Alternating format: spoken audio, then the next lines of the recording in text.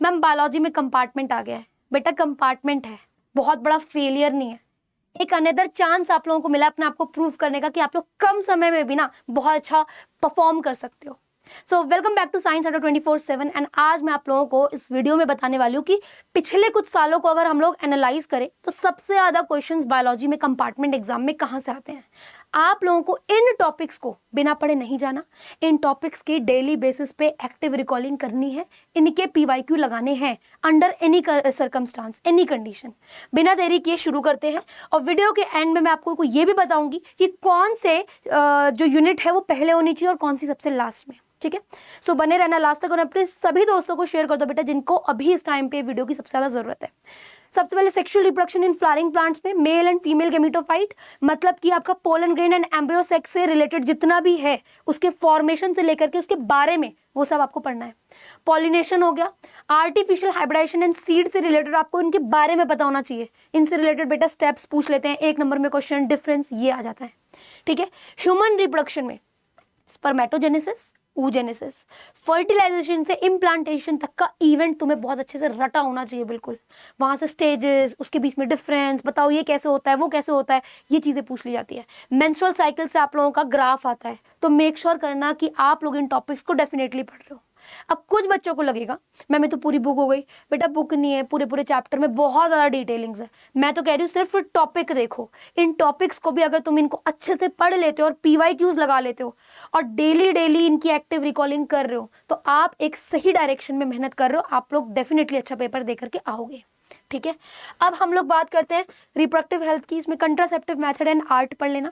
Principles of inheritance in variation में एक तो आप लोगों को टेस्ट क्रॉस पढ़ना है, डिफाइन पता होनी चाहिए बट न्यूमेरिकल इसके इंपॉर्टेंट है। ब्लड ग्रुप हो गया। ठीक है, अगेन जेनेटिक डिसऑर्डर में भी क्रोमोसोमल डिसऑर्डर से थोड़े ज्यादा क्वेश्चंस आते हैं। इनकम्प्लीट डोमिनेंस से अगेन न्यूमेरिकल एंड आप लोगों के पेडिग्री एनालिसिस को आपको अच्छे से पढ़ना है, सॉल्व करनी आनी चाहिए बिकॉज कितनी बार ये जेनेटिक डिसऑर्डर और ब्लड ग्रुप के साथ मिक्स होकर के आती है। ठीक है, फिर मॉलिक्यूलर बेसिस ऑफ इनहेरिटेंस से बेटा DNA बॉन्डिंग, मतलब जो DNA में जो भी बॉन्ड्स लगे ना कि ये इसको कैसे जोड़ रहा है, वो ऐसे जोड़ रहा है, वो चीज़ आप लोगों को पता होनी चाहिए। 1 नंबर में MCQ में आ जाता है। ट्रांसक्रिप्शन इन प्रोकैरियोट्स यूकैरियोट्स के बीच में अच्छे से आप लोगों को सारी चीज़ें पता होनी चाहिए। रेप्लिकेशन फॉर्क की लेबलिंग बहुत ज़्यादा इंपॉर्टेंट है, अगर वहाँ से क्वेश्चन आता है तो वहीं से आ रहा होता है। अगर एक्सपेरिमेंट से यूजुअली क्वेश्चन आता है तो वो Griffith and Martha chase experiment से आता है।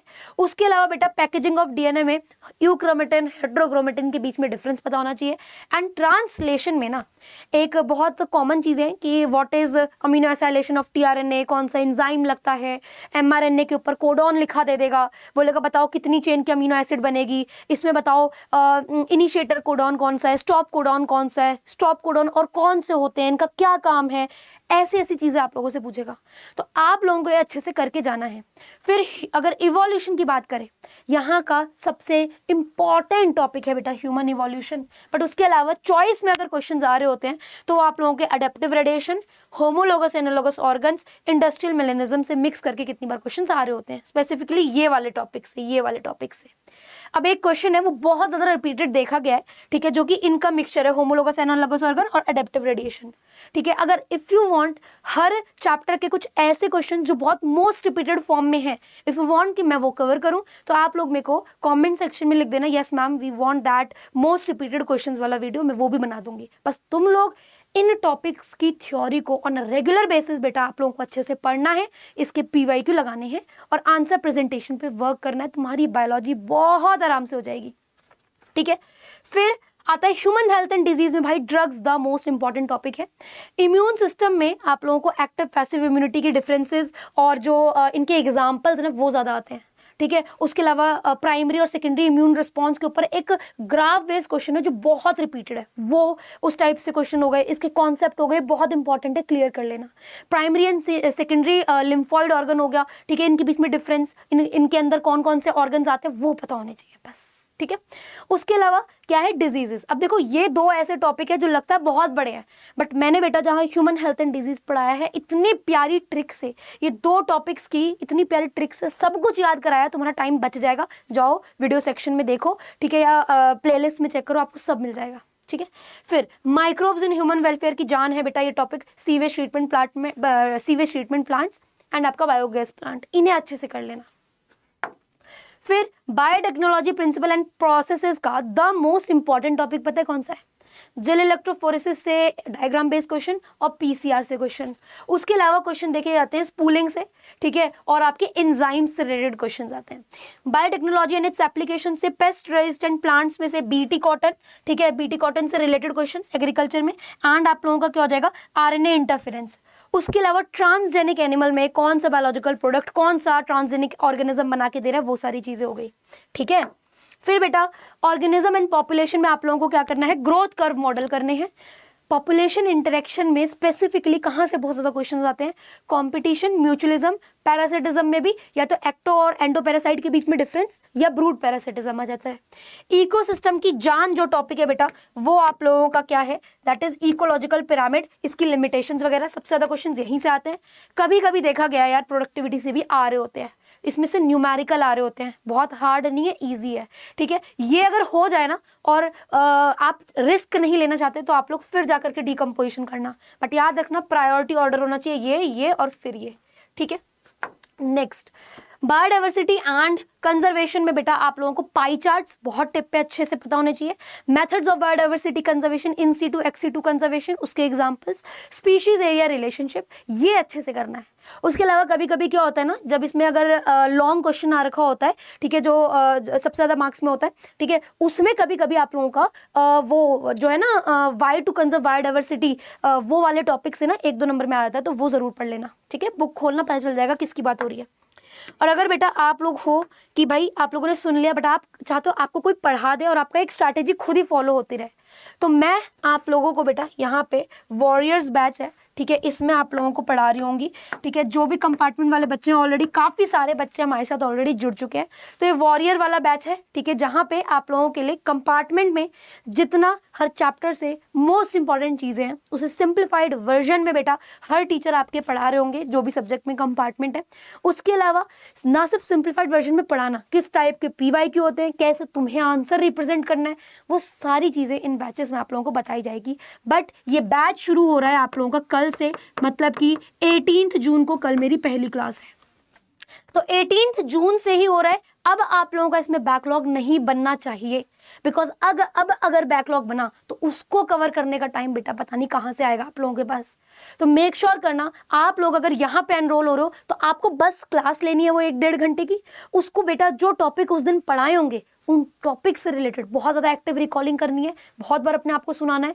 फिर बेटा जो क्वेश्चंस बताए हैं कि इस टाइप के क्वेश्चंस आते हैं, आपको प्रैक्टिस करनी है और आंसर प्रेजेंटेशन पे काम करना है, जो कि मैं बता रही होंगी। देखो इस क्वेश्चन को ऐसे आप लोग लिख सकते हो, ऐसे आंसर प्रेजेंट करना, मार्क्स मिलते हैं। ये सारी चीज़ें आप लोगों को हर एक सब्जेक्ट में आपके टीचर्स बता रहे होंगे। बायोलॉजी में पढ़ा रही होंगी तो आप लोग इसमें देख सकते हो, ठीक है।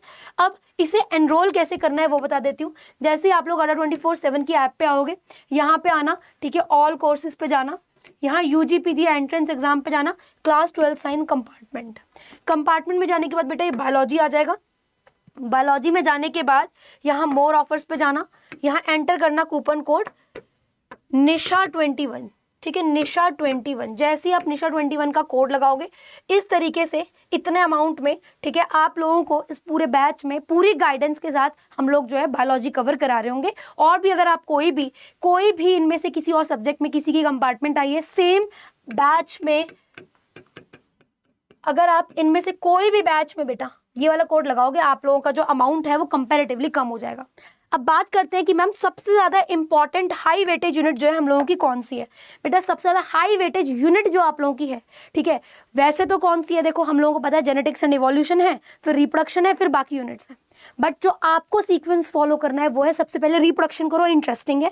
फिर आप लोगों को ना वो जो है ना microbes in human house hold वाली माइक्रोब्स वाली यूनिट जिसमें 2 चैप्टर, फिर वो करना, क्योंकि उससे क्वेश्चन भी ज़्यादा आते हैं और वो ईजी भी है और हो भी जाएगी, ठीक है। फिर आप लोगों को अगर कुछ करना है ना तो आप लोग बायोटेक्नोलॉजी पकड़ना, फिर आप लोग बेटा इकोलॉजी पे जाना, और लास्ट में मैं कहूँगी जेनेटिक्स एंड इवोल्यूशन को करना। उसका रीज़न क्या है, लास्ट की पढ़ी हुई चीज़ें ज़्यादा अच्छे से समझ में रहेंगी, वो इंपॉर्टेंट है, उसको भूलना भी अफोर्ड नहीं कर सकते। और क्या रहेगा, कॉन्फिडेंस रहेगा जब हार्ड यूनिट अच्छे से आती होगी। और इनके जितने भी ये टॉपिक्स बताए हैं रेगुलर बेसिस पे आप लोगों को एक्टिव रिकॉल करना है, ठीक है। प्रीवियस ईयर क्वेश्चंस लगाने हैं। नेक्स्ट दिन न्यू टॉपिक शुरू करने से पहले जो ये टॉपिक आपने एक दिन में पढ़े होंगे उनको रिकॉल करना है। भूल गए वापस से देखो, फिर से अपने आप को सुनाओ। जब लगता है हाँ अच्छे से हो गए तब जा करके नेक्स्ट दिन के टॉपिक शुरू करो। That's it. अगर अभी भी आप लोगों को समझ नहीं आया है कि कैसे एनरोल करना है, कोई हेल्प चाहिए, तो आप लोग मेरे को nisha.mandral@ada247.com पे बेटा मेल करके पूछ सकते हो, ठीक है। अगर नहीं समझ आ रहा कैसे एनरोल होगा, मैं आप लोगों को हेल्प कर दूंगी। बाकी अगर कोई भी क्वेरी आप लोग इस नंबर पे कॉल कर सकते हो। एंड मेरे को डेफिनेटली कमेंट सेक्शन में बताना कि आप लोगों को ना और क्या हेल्प चाहिए। मेरे से जितना हो पाएगा I will do that. But ये वीडियो अपने उन सभी दोस्तों को पहुंचा दो जिनको इसकी अभी सबसे ज़्यादा ज़रूरत है। All the very best. And science Adda 24/7 को सब्सक्राइब करना मत भूलना। कोई भी अपडेट होगी तो यहाँ पे आपको सबसे पहले अब पता चल जाएगी, ठीक है।